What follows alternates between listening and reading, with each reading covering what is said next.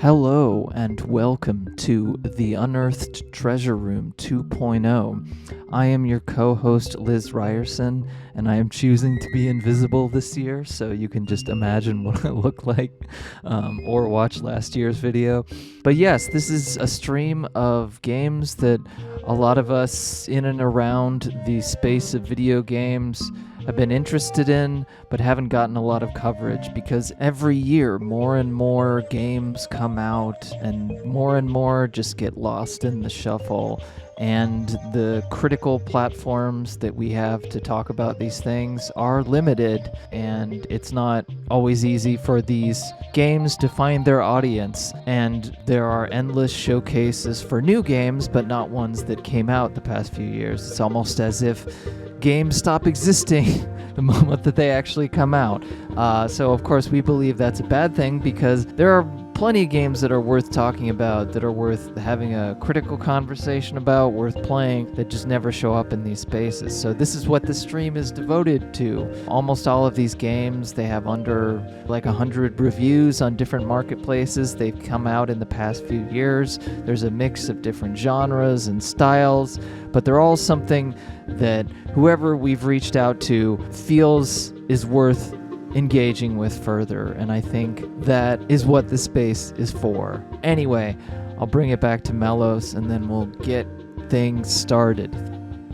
I'm the other co-host, Melos Han-Tani, and I'd like to welcome everyone to the second edition of the Unearthed Treasure Room. Our generous contributors have banded together today to curate a bunch of interesting games for you, so we hope that you'll find something old and interesting to play this summer. As game players and developers, when it comes to being part of game subcultures of all shapes and sizes, one of the most powerful things we often have at our disposal is our individual abilities to share our niche interests and peculiarities with each other. So I hope you'll come away from today's show feeling inspired or excited in some way. Thank you so much for tuning in this year. The Unearthed Treasure Room 2026. Let's go.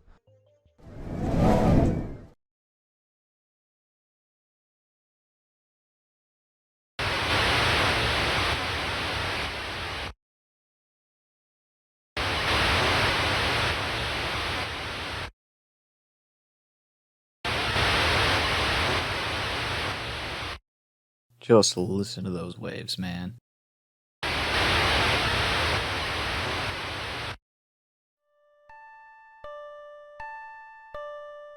What you're looking at here is called The Aching. It is a genuine DOS game, meaning it is extremely backwards compatible.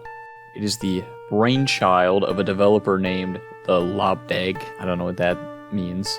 And it was developed by the small team that you see on the screen now. Done so in collaboration with Hadrosaurus Software.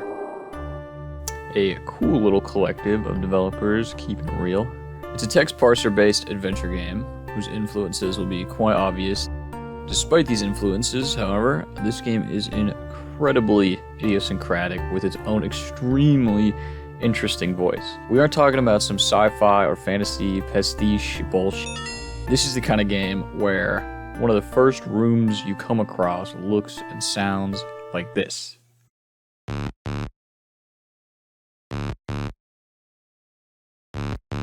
The world depicted here was apparently developed over about a 5-year period through tabletop sessions Lobdag played with their spouse. And that time in the oven shows. It is genuinely unlike anything I've seen before, very unique, and rendered quite a bit more vividly than you might expect from an old Sierra-like adventure game. Through a lot of small visual tricks, amazing color choices, excellent sparse sound design, and atmospheric descriptions, this strange and dead world really brings itself to light. God, so much love and care went into this release. It comes with a little manual, and the soundtrack contains 3 versions of each song.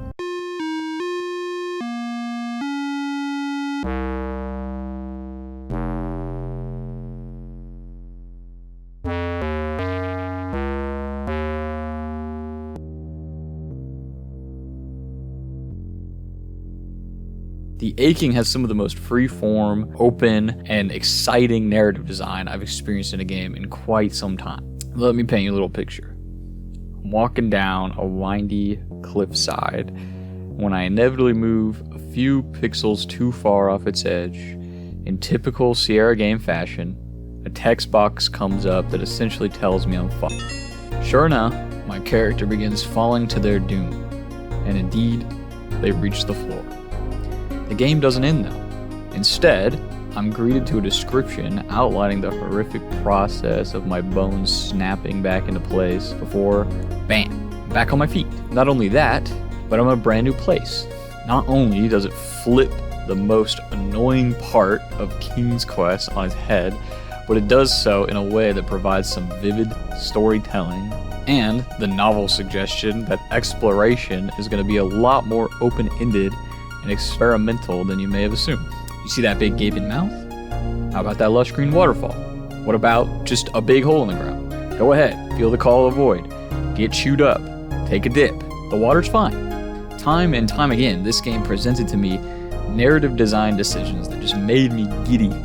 A mage who you can ask questions about the world, strange and interesting ways that areas connect, multiple ways to stumble into the same place, several endings all discovered in radically different ways, a secret dream sequence that is genuinely quite emotionally effective. The magic trick it performs is one that is incredibly rare and one that I'm always on the lookout for.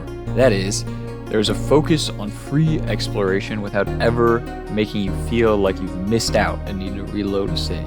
Like life, you just constantly move forward and explore what's in front of you. Aside from the expected jank of the text parser, it all feels quite natural, methodical, and interesting.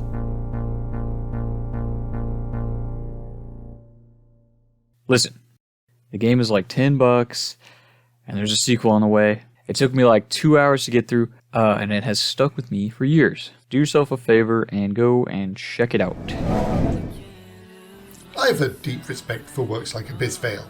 Works of vast ambition and detail, outstripping the skills and budget of their artists to such a degree that most would immediately give up and set their sights lower.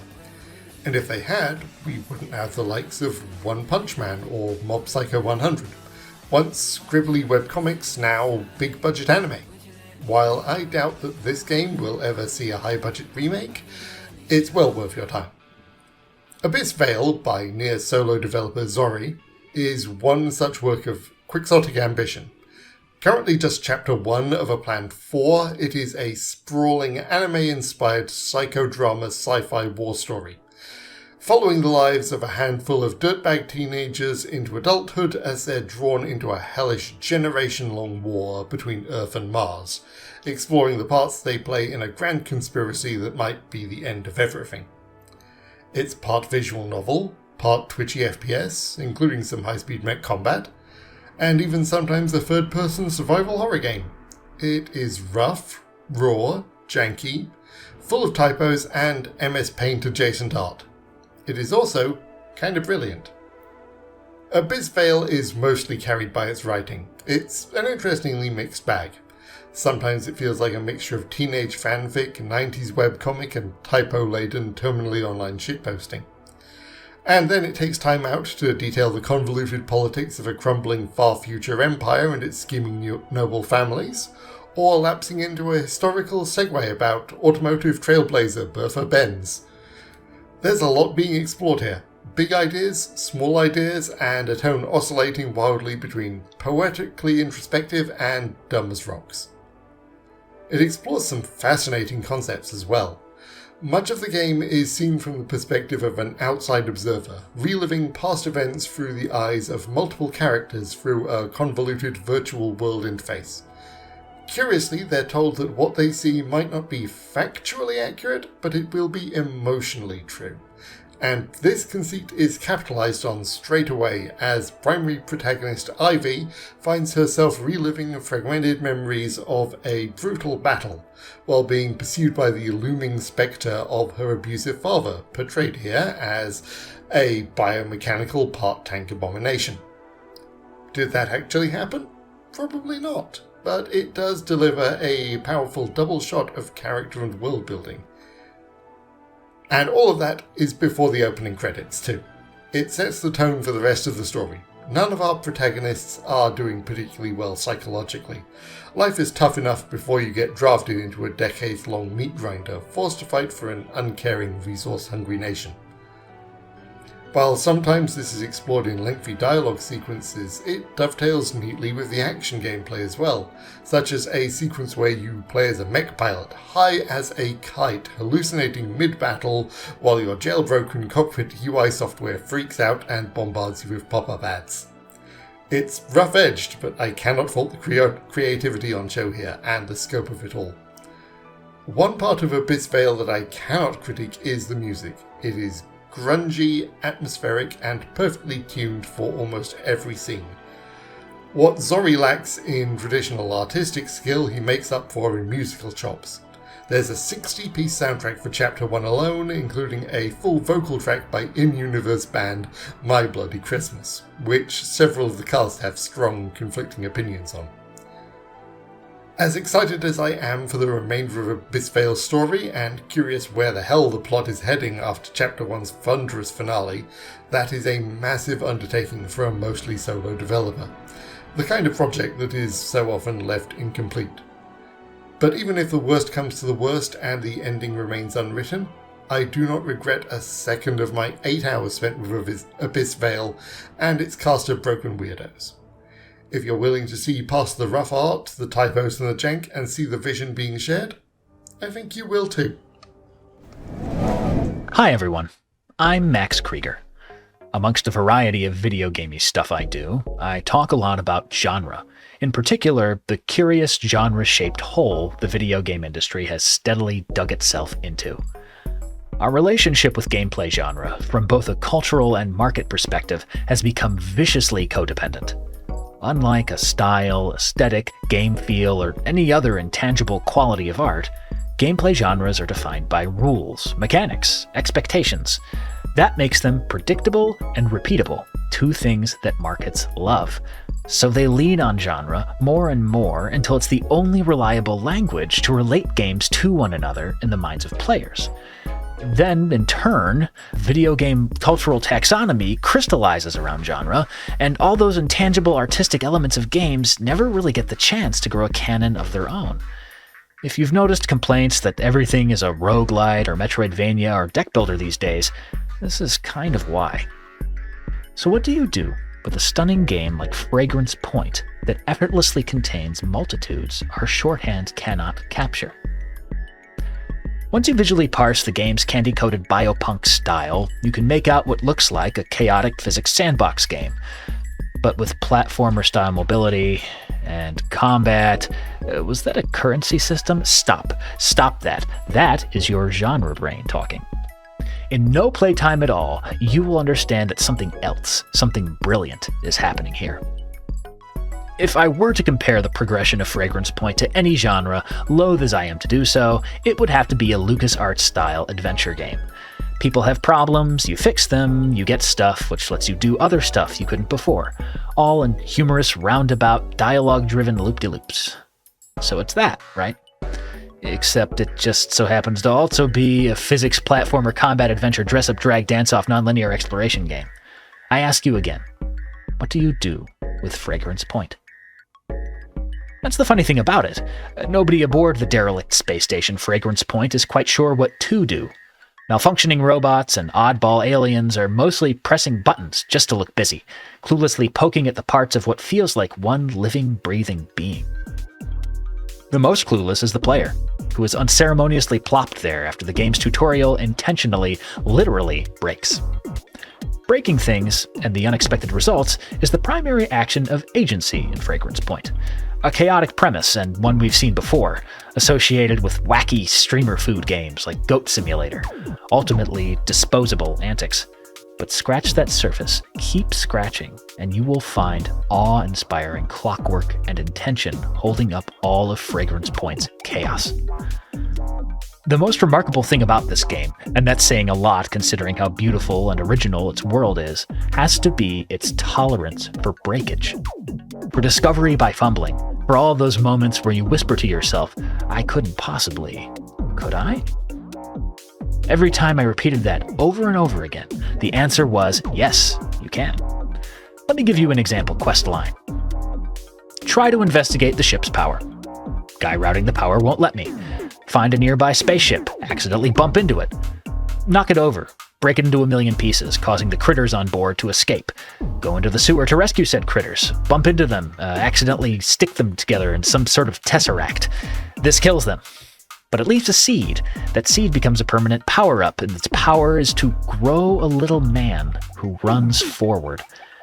Find the power worker on break, send the little man into the cockpit of the power router, the little man immediately flies it into the wall, blowing it up, and this opens the door to the power plant. This progression is one of the more straightforward solutions in Fragrance Point. I cannot stress enough how rare it is to find a video game which suspends your disbelief enough to completely liberate your thinking and how you navigate it. The standards for simulacra have been raised so high that our approach to a video game world has become dissection, picking at the edges until the world comes to pieces. We get the last laugh as we expose its fakeness. Fragrance Point invites this and responds with enough playfulness, misdirection, and staggering technical competence to humble you. Not only did the game know how you were going to try to break it, it's what you needed to do in order to advance. That might make you gasp. When you open your eyes, there you are. Welcome to Fragrance Point. You have everything you need.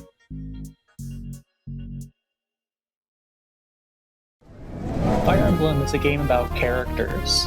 You have a person in your computer with stats, weapons, items, skills, and a face sprite. Every one of those aspects tells you something about who the character is. It wasn't until I switched from playing mainline Fire Emblem to Fire Emblem ROM hacks, though, that I realized what that meant. Here's an example from one of my favorites, Tomorrow's Golden Country. Arin is a trickster and a founding member of your army. She can steal, pick locks, and wield her Levin sword to damage enemies from a distance. But she earns experience points slowly, and relying on a Levin sword doesn't do much to improve her skill at melee combat. She's what you call a Jagan, a nickname for a strong unit meant to support you at the beginning of the game.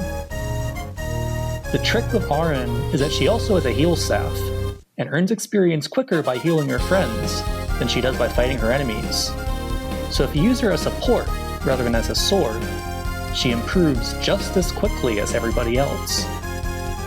Her best friend and lord is Blair, the heroine of Tomorrow's Golden Country. Blair doesn't have much confidence in herself, so she starts out weak. It's Arin's job to stick with Blair, keep her HP topped up, and feed her kills. In just a few experience levels, Blair becomes strong enough that she and her friend can fight side by side on the battlefield, without either needing to hold back. They can also fall in love, because while mainline Fire Emblem games are reticent to acknowledge gay people exist, ROM hackers do whatever they want. Some other fun characters in this game: a cleric who loves to punch people, a knight who lost his horse, a floating eyeball. Every battle is an opportunity to learn more about these folks, and you'll have to, because Fire Emblem games are hard, and so is Tomorrow's Golden Country. I play this game on easy, and I still yelled when the ballista exploded my archer in the first few maps. Sorry, Sam. But every character has a use, and that use is tied to their personality. If you come to know your soldiers as friends and deploy them with that knowledge, you can win. You may ask, why advertise a Fire Emblem ROM hack in a video like this? Well, first off, this was in part an homage to John Thier covering Love Yourself in last year's video. But also, in my mind, the mainline Fire Emblem games and ROM hacks have different strengths and weaknesses. That's the difference between commercial and amateur art. That's not to say that amateur art is worse than commercial art, by any means. Unlike Nintendo or Intelligent Systems, hackers don't make these games for the public. They make them for their friends. That's why Tomorrow's Golden Country lets you buy a barrel robot with every movement skill in the game for 7,776 gold. It's why every character has pronouns in their bio, and why the soundtrack samples Shin Megami Tensei. You can never get away with any of that in Three Houses. The folks who made the original Fire Emblem games what they were left Intelligent Systems long ago anyway. Every game in this series after the Super Nintendo days has been a matter of passing that torch. Who holds that torch right now? Who is receiving it? Well, that's the question, isn't it?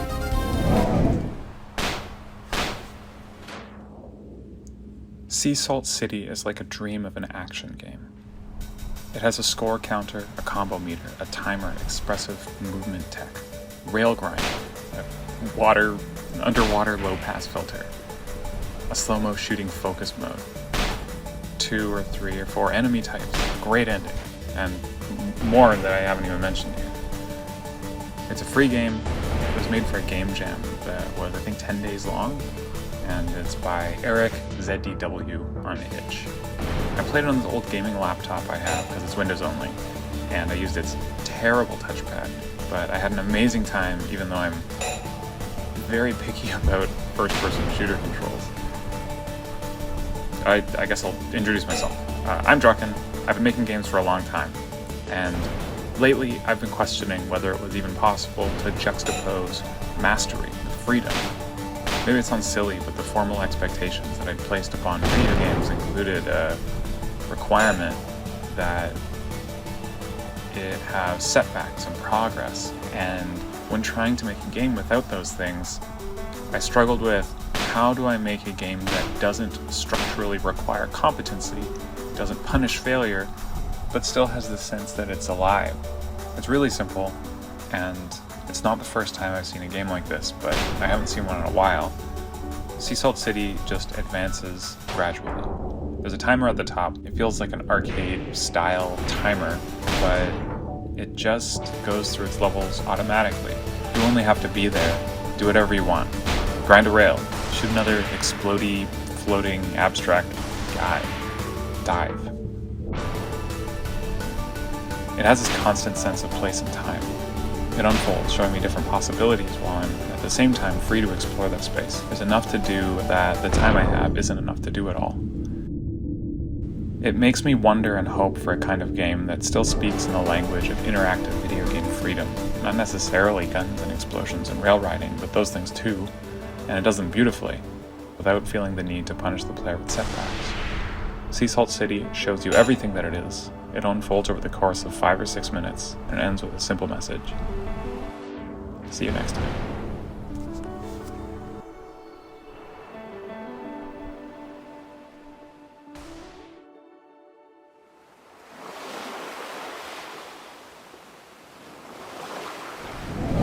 Hey folks, it's Liz again. So I'm here to talk to you about a game that came out last year. It's called Complex 629 by Lilix Studios. It's a top-down 2D game that looks a bit sort of like an RPG Maker horror game, but it was actually made in Game Maker. I found this game by scrolling through Steam Next Fest demos and played the demo, and I was really fascinated by it. So you're this blobby blue guy named Blue, and you have 2 giant hands that are your sort of principal ways of interacting with the environment. I don't know how much I want to get into the story here, but apparently at the behest of the property owner named Old Nick, you live in this weird complex that's filled with just old furniture and snow and appears to be haunted by, like, everybody in the complex has their own demons that haunt them, but you're running away from this creature called the Grandfather and will, like, stalk the halls and eat you if you get too close. You have to avoid that. And you do that by, like, moving snow and shit around with your hands by, like, clicking the mouse buttons. And you can also pick up items that will help you, like, vaporize the snow or help you go faster. Or, like, sometimes you need to carry an item across the map because there are different, like, rooms you need to go into in between these hallways. And, you know, your hands, like, you have to carry them with your hands. So that's the main way you interact with the environment. But as you go into these rooms, there's all these different characters, and they're all sort of down these, like, self-absorbed rabbit holes where there's something wrong with basically everyone who lives here, including like your partner, who seems to be obsessed with the fact that you're an artist who is making this strange foil sculpture, but you don't know if she's like actually into you or not, or she's just obsessive about your art. And there's a bunch of other characters. Some of them are represented by, they're giant, and then some of them look kind of like you and they're named after colors. Like your girlfriend is named Mulberry, and then there's like green, and there's one called Acid, and everybody has their own sort of character traits, and you sort of experience that more as you go through the game. But generally you're just trying to accumulate money, and you do that by like sucking up these coins that are across the environment. It's like just littered with coins. It's littered with like old furniture and shit. Like it's this place is like very strange, and it's one of those things that it has a very pandemic feeling of like you're stuck in this space with all these other people who are all kind of miserable. Everybody has their own problems, and they're just kind of going further and further down. And it's like this guy, Old Nick, he's kind of like enabling it all by he's taking in all these people who are like troubled in some way. One of the characters is actually, I guess, his daughter, who is like help overseeing it, but also, you know, kind of a victim of him in some way. As far as like the actual action horror elements, it's not very involved. Once you get the hang of things, you know, there's not that much punishment for dying. When you die, you see this like strange little bunny character who talks to you, and you resurrect and go back to where you were, who's like kind of helping you, like a spirit guide or something. And then you have these like hearts that you pick up that are like journal entries, and they're voiced in this like robo voice thing that sounds like, you know, Radiohead's Fitter Happy or whatever. It's like that 90s Mac robo voice thing. You trod through mountains of snow, but does your memory tell you so? If believing in one's own recollection is paramount to oneself, how is it you remember? And the art direction is really cool, even though it's, you know, made through very limited means. And it just reminds me of you know, an era where people were just making their own things and not really worrying about whether it sells or whatever. So maybe unsurprisingly, this game doesn't have a lot of visibility. I think it has 5 reviews on Steam right now, which is a real shame. The developer, as far as I know, is Icelandic, and clearly is coming from his own sort of creative perspective and creative work, and could really use more support, I think, because there's a lot of things about this game that don't feel like anything else. So the game is around $14, almost certainly goes on sale at some point. It should take you around 3 hours to complete, give or take, but it felt like I got a full glimpse into this world. Like the ending was really interesting. So I don't know, it's one of my favorite things that I played in a while, and I'm really glad that I randomly discovered it. So yeah, please play this game. Thank you. Bye. Hello, I am Dennis Carr, aka I Have 5 Hat, and this is my video on Philly Eclipse. So what is Philly Eclipse? It is a video game developed by someone named Muramasa Fudo from Japan, who I assume is a solo developer, but I'm not really sure. And I found this game kind of by chance during a Steam Next Fest, and I wasn't expecting anything from this game, but something about this game got under my skin, and I ended up playing through it. And it seems like I'm one of the few people who've done that. Like, this game has 3 reviews on Steam, and if you Google it, there's like no one talking about it online. There's no one streaming it, no one uploading playthroughs to YouTube. It's just seems like it flew completely under the radar.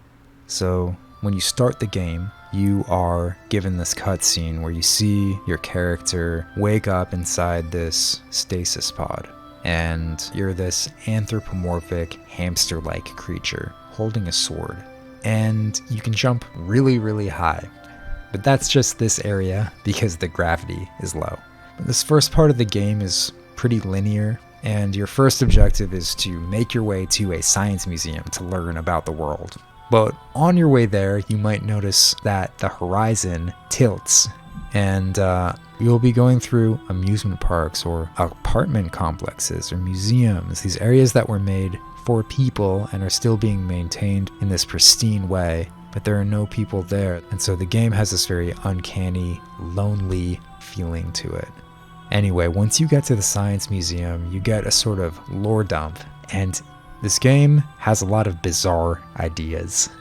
gravity manipulation, immortality vaccines, human miniaturization, brain transplants, and the Japanese to English translation is not perfect, so I'm not sure I totally understand everything that's going on, but what's there is very interesting, and from this point on, the game opens up, and it opens up a lot. This is a big game. It might take you 20-30 hours to complete. There's a very intricate world, and there are tons of secrets to find. There's also a pretty deep combat system that has combo-based melee attacks, dodging, parrying, and it has these fighting game style command inputs where you can equip different spells, and there are a ton of spells in this game. Actually, there's a ton of everything in this game. There are tons of weapons, tons of armor pieces you can find, and a lot of them also have unique movesets, unique stats, and in the sort of Metroidvania style of progression system where you can find a new movement ability that lets you visit a new part of the game world. But I think what I like about this game more than anything is this feeling that reminds me of a time when people made big, ambitious games just because they wanted to. And I'm thinking here about games like Eternal Daughter or E.G., these games that were released just for free on the internet before it became possible to strike it rich on Steam. And there's this pressure now. I don't know if it's political or economic or if it's just in the zeitgeist where all these indie developers, and I'm as guilty of this as anyone else, want to release their game on Steam that's going to be a big hit. And even if you're making a weird game, you kind of want it to sell. And there's this anxiety that comes with that, this feeling that the game needs to key into some trend or buck some trend to get attention. And this game just doesn't have that. There's this innocence that is just refreshing. And maybe I'm wrong. I mean, maybe this developer did want to make the next Hollow Knight, but it doesn't feel that way. And it doesn't feel that way because it has those rough edges. It has those awkwardly drawn sprites, the slightly stiff combat. They make it clear that this game was made by someone who just had a vision and wanted to execute it regardless of their technical skill level. And in that way, it's a masterpiece. So go buy it. Goodbye. This is Defanastasis, a Japanese-only RPG released in 2023 by Mosa. It's a bit of a weird choice because it's an English-only game, but there's a similar game in English I'll mention towards the end. What I like the most about Defanastasis is the exploration, which has deep ties to dungeon crawlers set within continuous worlds, such as Kingsfield 2 or Dark Souls. You'll find yourself in a central teleporter room, warping back to areas within the game's world, which is laid out like a single massive dungeon. As you explore the large world of Defanastasis, you'll also unlock additional teleporters, which function as a kind of fast travel. However, because the game operates constantly at the level of a dungeon, with no overworld or scripted cutscenes, these teleporters feel more like checkpoints, similar to something like a Dark Souls bonfire. I'm not too far into the game, but so far, each dungeon has puzzle mechanics and exploration that feel fitting for the visual theming of the dungeon. There might be twisty, rocky beaches with hidden caves, or the interior of a pirate ship with locked doors, cells, or dark caves and crypts. As you explore these maps, you'll have to interact with walls and try to find hidden passages to explore. So if you like that kind of sort of hidden object finding, you might really like this game. You can also see all of the enemies moving around, meaning you're free to dodge encounters. So in some cases, the game has a feeling of action. So far, the battles have been pretty simple, but I do like this because then the focus kind of stays on the exploration. Which brings me to my last point, which is the game's approach to story. So far, you're a person who has forgotten their memories and you're warping into this ruined world in order to try and find them. As you explore, there are floating memories to talk to, which will recount an event that happened in the past in that very spot. Sometimes you can even find items which let you summon the characters you meet and let them fight alongside you. So far, the story has felt pretty straightforward for dark fantasy, but it's pretty compelling and fun enough to pull me through exploring the dungeons. Now, although the design feels pretty unique for an RPG, there's actually a rich history of games with similar design principles, which stem from very old dungeon crawlers, but also, in particular, a cult classic Japanese RPG Maker game called Nefeshel, made in 2002 by Dojin developer Studio Till. And actually, another one of today's presenters, Adam, wrote an article on the website Scramble about it. So if you're curious about Nefeshel, go check that out. I bring up Nefeshel because it received an English fan translation, so if you would like a sense for what Defanastasis' design is like, and the appeal of exploring these continuous dungeons and finding secret passages, you can check out Nefeshel and get the general idea. Overall, I like games like Defanastasis and Nefeshel because they represent a different direction of turn-based RPG that didn't quite have that late 90s Squaresoft turn to focus mostly on ensemble casts and stories. This style of exploration and storytelling is actually still pretty popular today, but we mostly find it within the 3D Souls-like action RPG genre, in games like Elden Ring or Dark Souls. So yeah, if this sounds cool to you, I hope you will check out Defanastasis if you read Japanese, or if not, the fan translation of Nefeshel, and give them a go.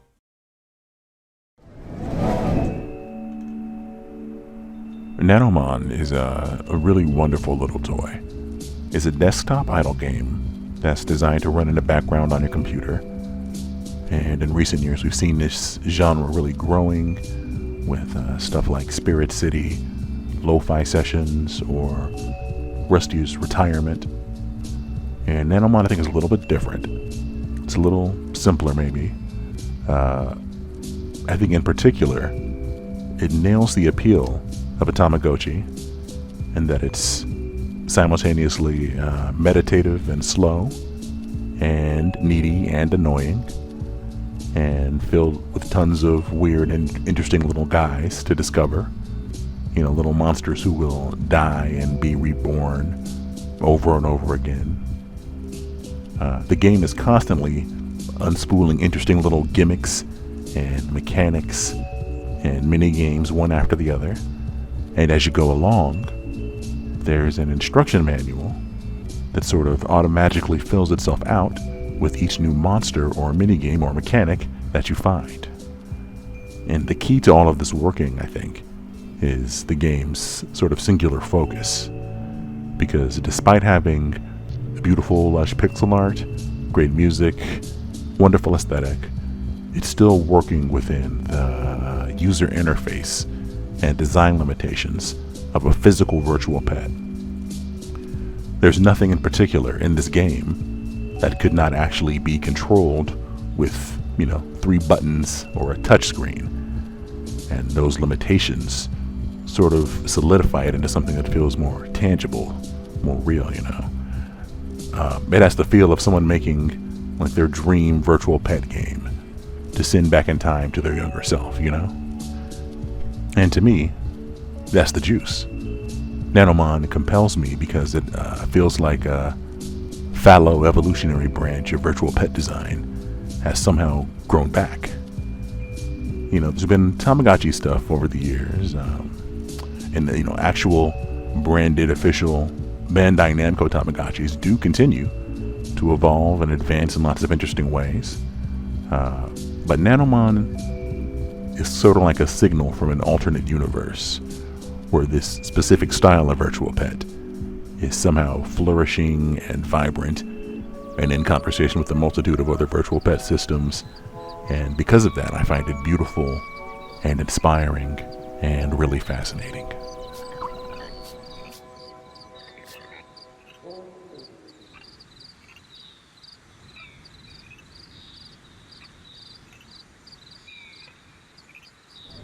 Hello, I am Iron Pineapple, or Pine, and I like to talk about underrated and under-the-radar games pretty frequently. So the game I chose today, Demon Dust, is actually a game I'm planning on talking about in a future video, but I'm sharing it with you guys here today first. So what is Demon Dust? Its Steam description says that it's a survival horror dungeon crawler with a unique mouse-driven interface. And that is true, but I don't think it quite gets at the heart of what makes this game interesting. The unique mouse-driven interface is absolutely true though. Everything you interact with is done with the mouse cursor, and that includes both, shining your flashlight around, but it also includes reloading your gun or healing yourself, which is done by having pills pop onto your screen, then you click on the pills. Weird stuff like that. Anyway, Demon Dust is a relatively short but very interesting experience, and the rest of my thoughts that you're going to hear now were recorded shortly after I beat the game. Here you go.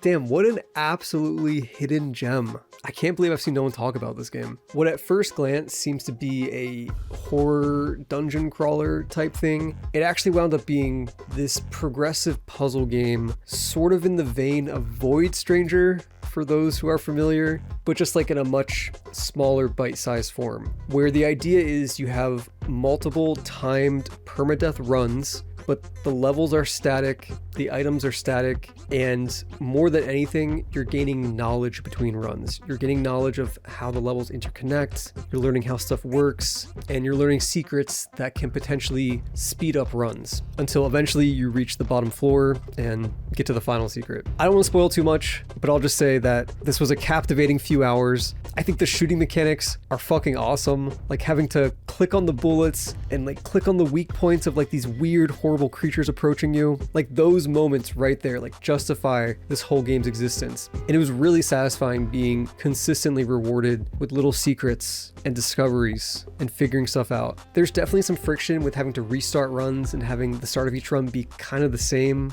where you have to like grab the gun, go through the first floor, get money, and like the first 10 minutes are kind of repetitive. But beyond that, solid game, easy recommend for people that are into unique, weird puzzle games that are exploration focused. And yeah, this deserves way more attention. Fantastic job. Now I do want to talk spoilers just a little bit for people who are planning on never playing this game, I guess. So if you are curious about it still, please skip ahead. But one of the biggest and coolest discoveries of this game that kind of blew it open was the discovery that every floor and wall in the game is destructible. If you shoot any wall 6 times, it breaks, and this lets you access so many places. It speeds up the progression of the early game a bunch, and it's just one of those really cool, like, Void Stranger, Outer Wilds-esque knowledge things where it's there the whole time, but you just don't know about its existence. And then once you know it, it changes the whole game. Anyway, cool game again. Even if I spoiled that for you, it's still worth playing. Check it out.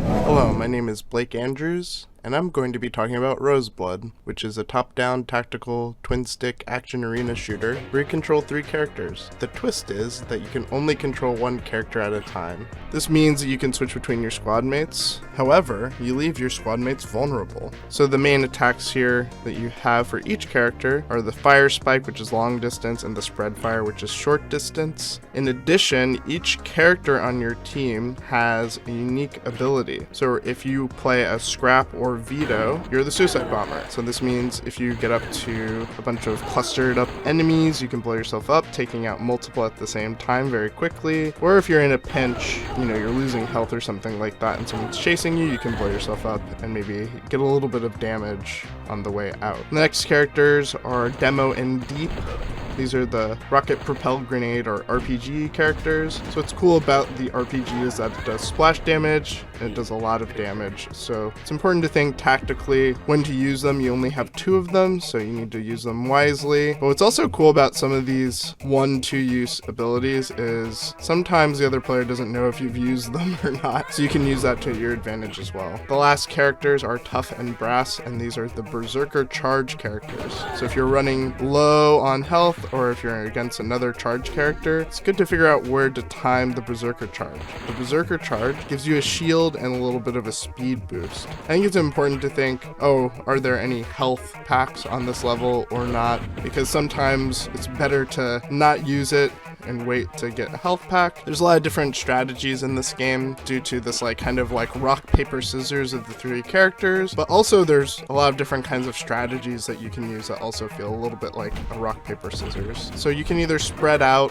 far away from your other teammates, you can run close together, like I'm kind of doing right here, or you can kind of be a little bit far away but a little bit close. And there are benefits for all of these different kind of strategies. Basically, for spreading out, what's good about that is that that's a little bit of a stealth tactic, right? So if you spread out, maybe it's going to be hard for the players to find you. If you've died or something like that, one of your characters died, or if they've killed one of your characters, it'll be hard for them to find another one. If you're close together, though, you don't have to switch between them as much to know what's going on. But medium, I think, is good because then if someone kills one of your characters, you're not too far away to swoop in and surprise the other team. There's a lot of stealth in this game, so in the gameplay right now, I'm in a dark area, and if you hide in these dark areas, you won't see the other player. So you can see there that I didn't see that Vito was hiding near those barrels, and I was quite surprised by that. But if you get the binoculars like I just did,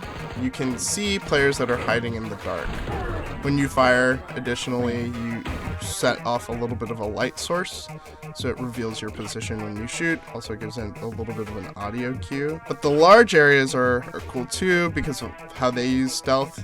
You can just use the size of the map in order to hide yourself. Overall, what I like about this game is that, yeah, for like a kind of a competitive game, it's really weird.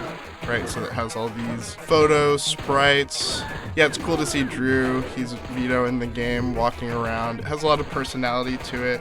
Kind of reminds me of Acclaim games from the 90s, like the Batman Arcade or the Batman Sega Genesis game. It has a little bit of that feel with some of the 3D elements as well. The music is really great. It has like a, really kind of mysterious, cyberpunky Genesis kind of feeling to it. It feels really dark and mysterious, but also fast-paced in many cases.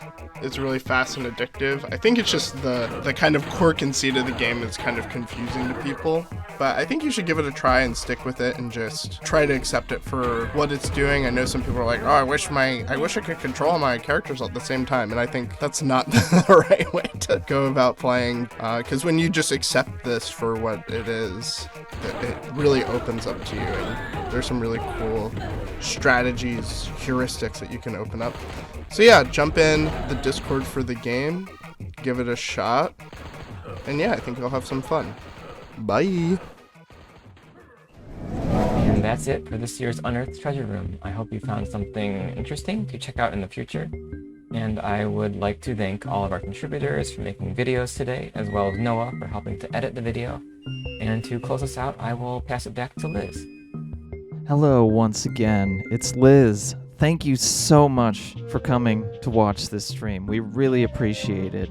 The engagement that this has been really heartening, and it just shows that people are interested and want some kind of alternative space to talk about the sorts of games that they're interested in that aren't getting a lot of recognition or coverage. So thank you so much to Melos for co-hosting with me. Thank you to Noah, who has helped us tremendously with editing the past couple years.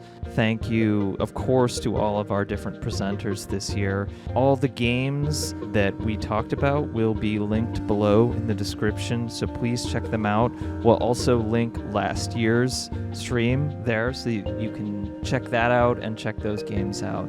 I will leave you all with something that I said last year, more or less.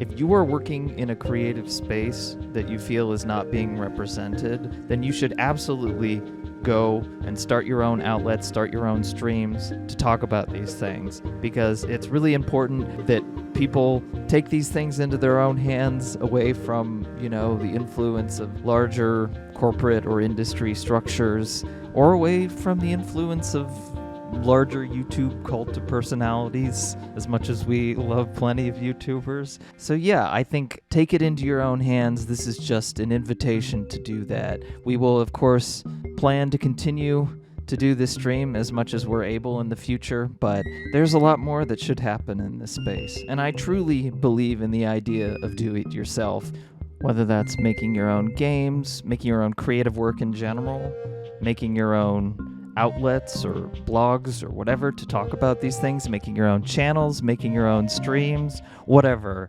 Especially in the current social and political environment that many of us are struggling with right now, I think it's more important than ever, and I know I say the word important a lot, it's more important than ever to be involved and engaged with some of these communities, some of these spaces on the ground level, not just as a fan, but as an active participant. You'd be shocked. It does tremendous things for you, and it does tremendous things for the people around you to be an active participant.